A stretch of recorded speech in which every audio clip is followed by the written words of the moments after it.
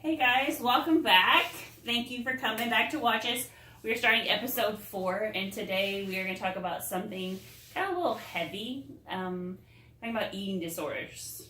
So something that's personally kind of heavy on me, and I think lately I've just been thinking that people kind of need to hear that they're not alone.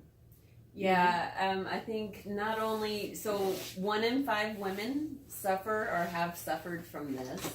And like you said, it's a personal story that I've had.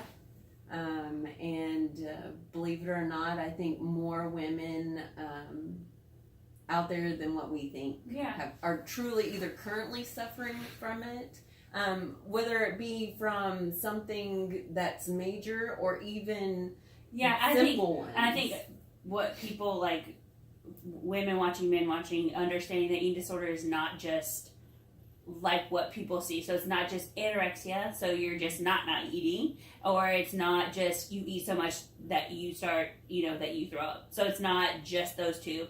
There is, emotional eating, stress eating. It is just basically your relationship with food. And I believe that if I'm not going to say everyone, but quite a bit of people suffer from some type of eating disorder. And I have a carb problem. Yeah, and I think that's serious. Yeah. I do. I have a true addiction to carbs. Yeah, and food is an addiction. We are addicted to food because it fills some type of void, I think, sometimes.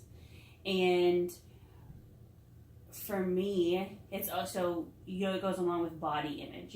We have this expectation that we set on ourselves that we're supposed to look this way, and we're supposed to perform this way, and we're supposed to eat this certain way, and then when you don't, you get like this emotional feeling of I'm not good enough, or why couldn't I just not eat that cookie, or why can't I just look like that person? And then I think that's what spirals it down, so then you end up, oh, well, I've already done it, so I'm going to eat more, and then I'm going to throw up. Or then you're like, I'm going to see how many days I can go without eating.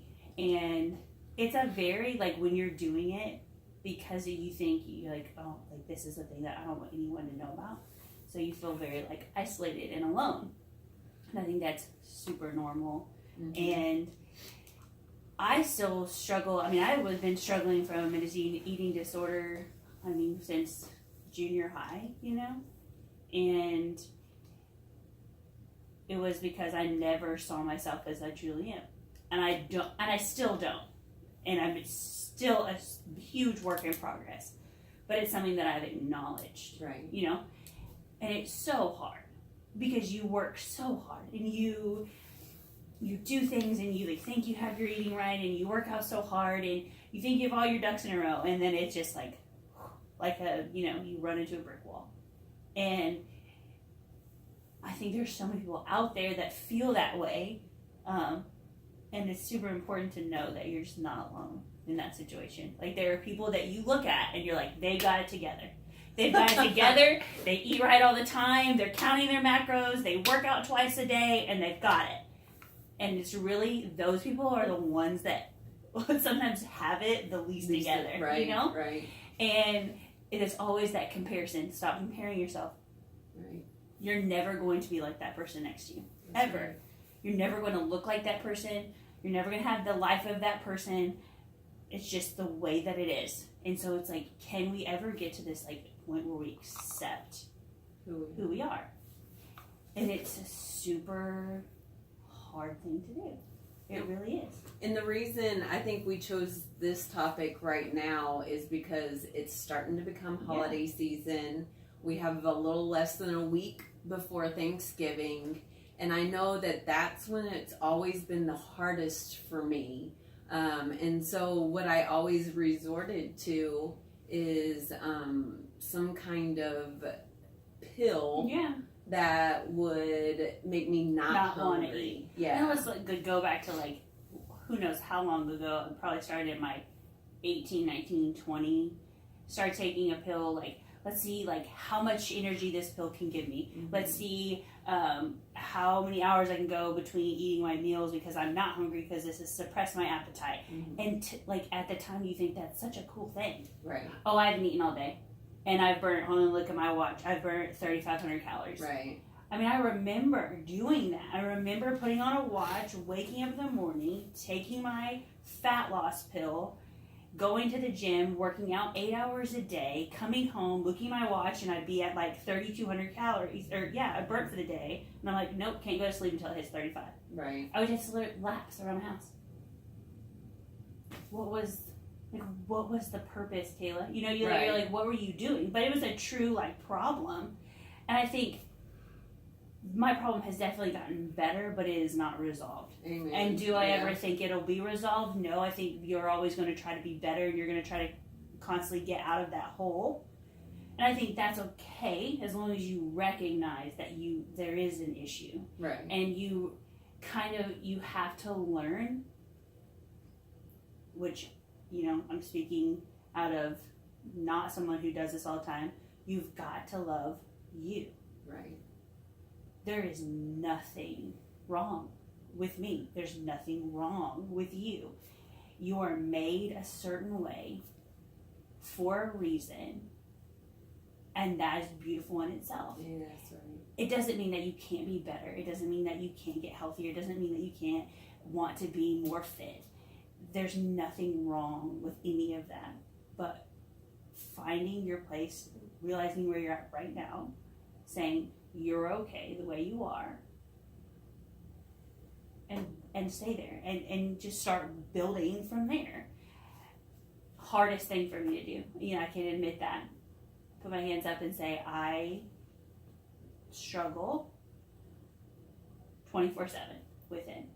But I know with having a daughter, which is a very hard subject, where you're just like, really hope that my daughter thinks that she is so beautiful. That's right. From inside out, that there is nothing that it will make her unbeautiful, you know? And you're like, so you, like I've noticed, like I changed the wording that I say around my daughter, and we talk about food, and I wish, you know, like I want parents to realize that when you talk about food and being healthy as a child, you're like, oh, well, they're just a kid. They are. But teaching them to treat their body and feed it right now so they don't struggle with this later on in life. And that the food is like, the food, honey, we eat this because it's fuel. Right. Because you know how mommy works out, it helps me work out, helps me be stronger. Right. And why does mommy work out? Because she wants to be stronger, it's because she wants to live longer so I can play with you and so I can watch you get married. And this stuff is this, it makes you smarter. You know, it helps you at school. Not a bad thing. It's not this negative connotation. Which is like, you know, I know the pain and the things that I went through, and if I can just keep my daughter from having to feel the things, but you already noticed that society is already pushing on a 7-year-old. Yep. A 7-year-old. Yep. Like she doesn't want to go to school because she has a bug bite on her face because she swells up, and she's like, I don't want to go. Everyone looks at my face and they're going to think I'm ugly. It's so hard. And you're like, whoa, what? You're like, no, that is not... Right. That does not make you beautiful or not beautiful or no. And teaching them that it comes like there's so much in self-love with how you treat people. Like, right. What are you doing? What are you doing? Okay, so are you treating all your friends kindly? That's what makes you beautiful, not your face. That's right. And I know that's such a hard thing for people to grasp. Me as well. I was going to say, even as an adult, it's not even as just an adult. As a kid. Yeah. And I know this is kind of like our rant, and it's not a tangent or like trying to like preach to anybody, but it's like, you know, be okay with like sitting down and like coming to terms with you're fighting against something that you're never going to win. If you are looking for outer affirmation from the world, you're never going to get it. That's right. Yeah. You're never going to get it. And if you have an eating disorder, like, it's not, don't be ashamed. There's probably more people in the room that you're sitting in right now or that you were sitting in earlier today that also suffer from that also don't want to admit it. But it's okay because it's okay to admit it and get help. And you can, I feel like, we actually just had a girl join our gym, and she was very open with her eating disorder. And I was like, whoa, like I would have never thought to just openly tell someone that I had no idea that I had an eating disorder, Right.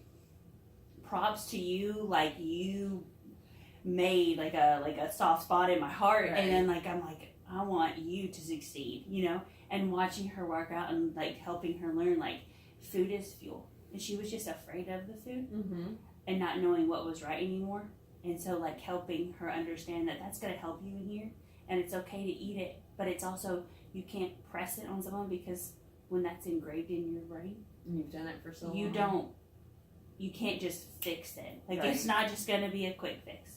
And it's over time and asking for help. Like, reach out and ask for help, and don't be afraid. Because there is someone I know that is willing to help you, whether it's your family or whether you want to come here. Most definitely. Like, there's someone that is willing to help you, like, stop this cycle. Make it better, right? Right. Make it better, that you don't have to feel alone and isolated, and that it's never going to get out of you. You're not going to be good enough. You're never going to be skinny enough. You're going to be strong enough. All of that stuff those are all real valid feelings, but they can be made better. And you can't promise to get rid of them, because they're going to come back. But right. if you have the tools to fight them, it can definitely get better. So with Thanksgiving, one of the biggest time of the years where we're just going to be shoving our face, or it's known that, what do they say, go into turkey coma and all this stuff. This is that time of the year. So maybe some quick hints or helps. Because don't be afraid of the food. So like, the more you push away the food and say, oh, I'm not going to have it, you are going to eventually probably take a bite, and then it's going to snowball. Like, you're just going to start shoving in your face. That is like one of my things that I used to do all of the time. If you see a piece of cake, it's your favorite cake or pie, get a piece of it, walk away, eat it, be done with it. Right. You're fine. That's human. It's not going to kill you. Okay? And it's like, get a portion size. Eat slowly. Right. So you're not, your plate's not done, and then people who are going for the seconds and thirds, like, you're not like going, man, I wish I could have more. And then always overload on vegetables. Always, like, even if there's not going to be a salad there, maybe you should bring a salad. And that's okay. Like, you don't have to feel weird. I remember you used to think I was weird, so I would be always the one that bring a salad, but I knew what I would do to myself if I didn't have a healthier option. Right. I would overeat, and then I would end up going home, and I'd be doing the stuff that I don't want to do. Right. But I'm like, well, there's nothing else to eat. It was good, and set yourself up for success. Bring something if there isn't going to be something healthy. So again, if there is something there that's unhealthy, have a piece of it. Don't have two. Have a piece. Walk away, and make amends with yourself for having it. It's fine. You're all right. Right. Load your plate with veggies. Get a serving size of everything. And if you have to go maybe back for some more, get some protein. Get the turkey. And drink tons of water. Yeah, while drink you're tons of eating water it. before and during and after. That will definitely help you. Yeah. And then maybe with the dessert too, like, wait a little bit, like, eat your food, wait a little bit, and then go back for that piece. So then it feels like you're having more. But just, in your transition and in trying to defeat an eating disorder or self-image problems, give yourself some grace. And it's a learning process, and it's hard. And I'm always willing to help you and talk to you if anybody out there needs that, and I know Ashley is too. And I think that's the great thing about the gym too, is that you can come in and you can work out, and then you can find people who are like you and you don't even realize it. So during the holiday season, just beware. And hey, if you are work in an office or such, don't bring food. Like, if I can help people out, don't bring food. I know that's what people are like, oh, look, more cookies. Or if you're going to bring food, like, have some options for the people out there who do suffer from it and have problems. Right. Bring something healthy, or just maybe something else besides food, you know? I know that's, like, the easiest thing to do, but there are people out there who truly do suffer from, you know, they get anxiety when they see that kind of food. So maybe just think about that when you're making your cookies to take to the office. Maybe make some healthy ones as well, and bring those. So I think that's all I have for that. I mean, I could go on forever, but I'll stop. Well, guys, this is episode 4. Like she said, it was a little heavy about eating disorders, but it is around the holidays, and coming from 2 people that have also had it in several different ways. We're here to help you. And don't be afraid to reach out, even if it is commenting below. We'll be more than happy to answer any questions you have. We're open books. Or you want to find us, like Kayla Pixley, Facebook. Send me a message on there. You can find me on Instagram. You can direct message us on our CrossFit Graph page. Anything that you need to do, that you want help or you want to reach out, more than happy to help you. And the information that you share will always stay between us. Most definitely. Ashley Broadnecks. Or Kayla Pixley. Reach out and touch. Like and subscribe. Hey! Sorry for being all emotional. Thank you.